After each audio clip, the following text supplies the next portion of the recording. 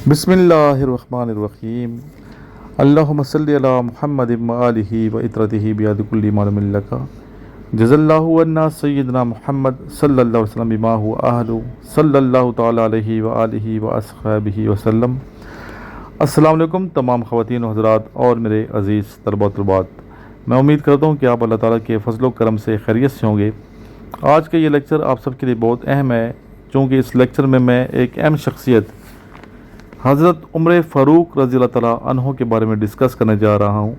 इसलिए इस लेक्चर के अहम पॉइंट्स जितने भी मैं अभी आपको डिक्टेट करूँगा लिख लीजिएगा, ताकि आप अगर डिस्कशन करें लेक्चरेट में कहीं हज़रत उमर फ़ारूक रज़ी अल्लाह ताला अन्हो का ज़िक्र मुबारक आए तो आपके पास मालूमात ठीक तरीके से होनी चाहिए।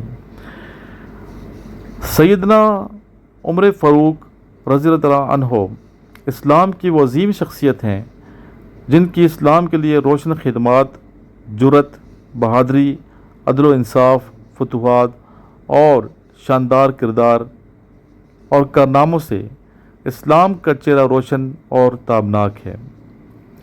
आप रज़ी अल्लाह तआला अन्हु का सुनहरा दौर खिलाफत मुसलमानों की बेमिसाल फतूहात, तरक्की और उरूज का ज़माना था। मुसलमान इस कदर खुशहाल हो गए थे कि लोग ज़कात देने के लिए मुस्तहिक को तलाश करते थे। सैयदना उमर फ़ारूक रज़ी अल्लाह तआला अन्हु को हुज़ूर पाक सल्लल्लाहु अलैहि वसल्लम ने बरगाह खुदावंदी से मांगा था, इसलिए आपको मुराद मुस्तफ़ा कहा जाता है। आप रज़ी अल्लाह तआला अन्हु अशरा मुबशरा जैसे खुश नसीब सहाबा किराम रज़ी अल्लाह तआला अन्हुम अजमईन में भी शामिल हैं। साथ साथ खूबसूरत वीडियो देखें, व्यूज़ भी देखें और साथ साथ इस लेक्चर की तवज्जो भी आपकी होनी चाहिए। आप रज़ी अल्लाह तआला अन्हु की तईद में बहुत सी कुरानी आयात नाजिल हुई। आप रज़ी अल्लाह तआला अन्हु की साहबजादी सैयदा हफ्सा रज़ी अल्लाह तआला अन्हा को हुज़ूर पाक सल्लल्लाहु अलैहि वसल्लम की ज़ौजा मोहतरमा और उम्मुल मुमिनीन होने का शर्फ भी हासिल है। हज़रत अब्दुल्ला बिन मसूद रज़ी अल्लाह तआला अन्हु फरमाते हैं कि सैयदना उमर फ़ारूक रज़ी अल्लाह तआला अन्हु का मुसलमान हो जाना इस्लाम की फ़तह, इनकी हिजरत, नुसरत इलाही और इनकी खिलाफत अल्लाह ताला की रहमत थी। सुभान अल्लाह, कितनी बड़ी शान है हज़रत उमर फ़ारूक रज़ी अल्लाह तआला अन्हु की। मुअज़्ज़ज़ ख़वातीन व हज़रात और मेरे अज़ीज़ तलबा व तलबात, ये खूबसूरत व्यूज़ आप देख रहे हैं, ये खूबसूरत जो मनाज़र हैं, ये इस्लामाबाद के मनाज़र हैं। हर तरफ सब्ज़ है, हरियाली है और खुशबू फैली हुई फूलों की माशाअल्लाह। हज़रत साद बिन अबी वक़ास रज़ी अल्लाह तआला अन्हु से रवायत है कि हुज़ूर पाक सल्लल्लाहु अलैहि वसल्लम ने इरशाद फरमाया, ए उमर रज़ी अल्लाह तआला अन्हु इब्ने ख़िताब, कसम है उस ज़ात पाक की जिसके कब्ज़े कुदरत में मेरी जान है, जब तुमको शैतान किसी रास्ते पर चलती हुई देखता है तो वो इस रास्ते को छोड़कर दूसरे रास्ते को अख्तियार कर लेता है। सुभान अल्लाह। ये मैंने आपको हदीस सुनाई है, बुखारी और मुस्लिम की हदीस है। एक रोज़ नबी करीम सल्लल्लाहु अलैहि वसल्लम घर से मस्जिद की तरफ तशरीफ़ ले गए और आप सल्लल्लाहु अलैहि वसल्लम के हमरा दाएं और बाएं अबू बकर और उमर रज़ी अल्लाह तआला अन्हुम अजमईन भी थे। आप सल्लल्लाहु अलैहि वसल्लम इन दोनों के हाथ पकड़े हुए थे। इसी हालत में आप सल्लल्लाहु अलैहि वसल्लम ने फरमाया कि क़यामत के रोज़ हम इसी तरह उठेंगे। ये तिरमिज़ी की मैंने आपको हदीस सुनाई है। रसूलुल्लाह सल्लल्लाहु अलैहि वसल्लम ने इरशाद फरमाया कि हर नबी के दो वज़ीर आसमान वालों में से होते हैं और दो वज़ीर ज़मीन वालों में से होते हैं। मेरे दो वज़ीर आसमान वालों में से हज़रत जिब्राईल अलैहिस्सलाम और मीकाईल अलैहिस्सलाम हैं और ज़मीन वालों में से अबू बकर व उमर रज़ी अल्लाह तआला अन्हुम अजमईन हैं। तो ये तिरमिज़ी की मैंने आपको हदीस सुनाई है। हज़रत उमर फ़ारूक रज़ी अल्लाह तआला अन्हु ने तमाम ग़ज़वात व जंगों में हिस्सा लिया और कुफ़ार के ख़िलाफ़ शुजाअत व बहादुरी के जौहर दिखाए। बदर के कैदियों के बारे में अल्लाह ताला को हज़रत उमर फ़ारूक रज़ी अल्लाह तआला अन्हु का मशवरा इस कदर पसंद आया कि आप रज़ी अल्लाह तआला अन्हु की राय और मशवरे की तईद में आयत कुरानी नाजिल हुई।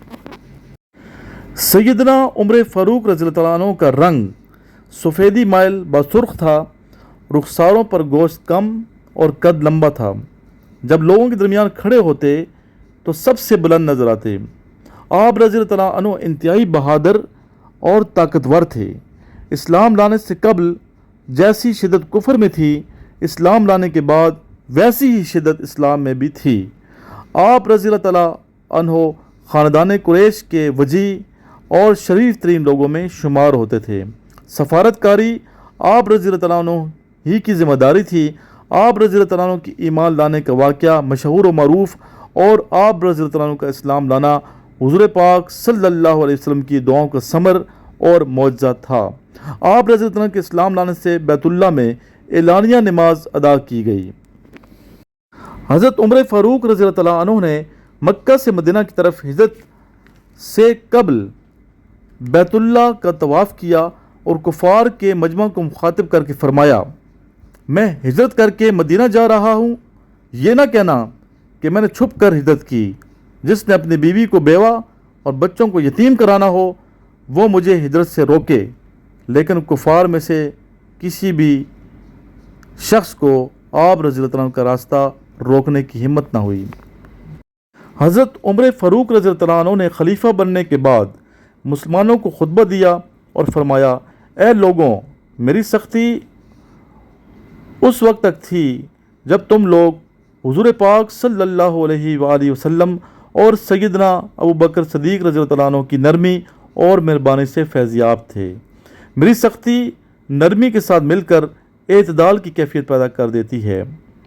اب میں تم پر سختی نہیں کروں گا، اب میری سختی صرف ظالموں اور بدکاروں پر ہوگی۔ اسی خطبے میں آپ رضی اللہ عنہ نے سوال کیا کہ اے لوگوں، اگر میں احکامات نبوی صلی اللہ علیہ وسلم کے خلاف حکم دوں تو تم کیا کرو گے؟ لوگ کچھ نہ بولے اور خاموش رہے۔ پھر دوبارہ آپ رضی اللہ عنہ نے یہی سوال دہرایا تو ایک نوجوان تلوار کھینچ کر کھڑا ہو گیا اور کہنے لگا کہ اس تلوار سے سر کاٹ دیں گے۔ اس پر آپ رضی اللہ عنہ بہت خوش ہوئے۔ خلیفۃ المسلمین بننے کے بعد آپ رضی اللہ عنہ ممبر پر تشریف لائے اور اس سیڑھی پر بیٹھ گئے جس پر حضرت ابو بکر صدیق رضی اللہ عنہ پاؤں رکھتے تھے۔ صحابہ کرام رضی اللہ عنہ اجمعین نے کہا کہ اوپر بیٹھ جائیں تو فرمایا، میرے لیے ہی کافی ہے کہ مجھے اس مقام پر جگہ مل جائے جہاں صدیق اکبر رضی اللہ عنہ کے پاؤں رہتے ہوں۔ سبحان اللہ۔ حضرت عمر فاروق رضی اللہ عنہ کے زہد و تقویٰ کی حالت تھی کہ بیت المال میں سے اپنا وظیفہ سب سے کم مقرر کیا، اپنا وظیفہ جو ملتا تھا سب سے کم مقرر کیا، جو آپ رضی اللہ عنہ کی ضرورت کے لیے بہت کم تھا۔ بیت المال سے صرف 2 ہی جوڑے کپڑے کے لیتے، وہ بھی کسی موٹے اور کھردرے کپڑے کے ہوتے۔ جب وہ پھٹ جاتے تو ان پر چمڑے اور ٹاٹ کے پیمن لگاتے۔ حضرت زید بن ثابت رضی اللہ تعالیٰ عنہ فرماتے ہیں کہ میں نے ایک مرتبہ حضرت عمر فاروق رضی اللہ عنہ کے لباس میں 70 پیمن شمار کیے۔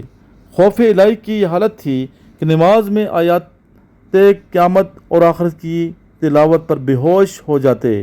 صدقات بہت کثرت سے دیا کرتے تھے۔ عمر کے آخری حصے میں ہمیشہ روزے سے رہتے تھے۔ رعایا کی خبرگیری کے لیے راتوں کو جا کر گشت کیا کرتے تھے۔ جو صحابہ کرام رضی اللہ عنہم اجمعین جہاد پر گئے ہوتے ان کے گھروں کی ضروریات کا خیال رکھتے، بازار سے سامان خود خریدتے اور ان کے گھروں میں پہنچاتے تھے۔ حضرت عمر فاروق رضی اللہ عنہ جب کسی صوبے یا علاقے میں کسی کو گورنر مقرر کرتے تو اس کی عدالت اور امانت اور لوگوں کے ساتھ معاملات کے بارے میں خوب تحقیق کرتے اور پھر اس کو مقرر کرنے کے بعد اس کی مسلسل نگرانی بھی کرواتے۔ رعایا کو حکم تھا کہ میرے حکام سے کسی کو بھی کوئی شکایت و تکلیف پہنچے تو وہ بے خوف و خطر مجھے اطلاع دیں۔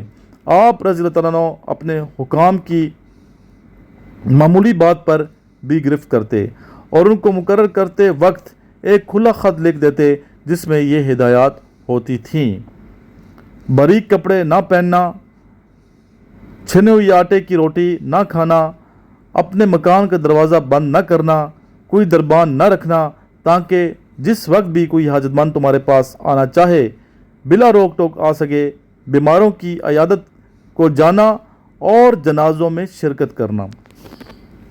تمام دنیا کی تاریخ میں کوئی ایسا حکمران دکھا سکتے ہو جس کی معاشرت یہ ہو کہ قمیض میں 10 پیوند لگے ہوں، کاندھے پر مشک رکھ کر غریب عورتوں کے ہاں پانی بھر آتا ہو، فرش خاک پر سوتا ہو، بازاروں میں پھرتا ہو، جہاں جاتا ہو جریدہ و تنہا جاتا ہو۔ سبحان اللہ۔ اللہم صلی علی محمد آلہ و اطرتہ بیاد کل معلوم لک صلی اللہ تعالی علیہ وآلہ وصحبہ وسلم۔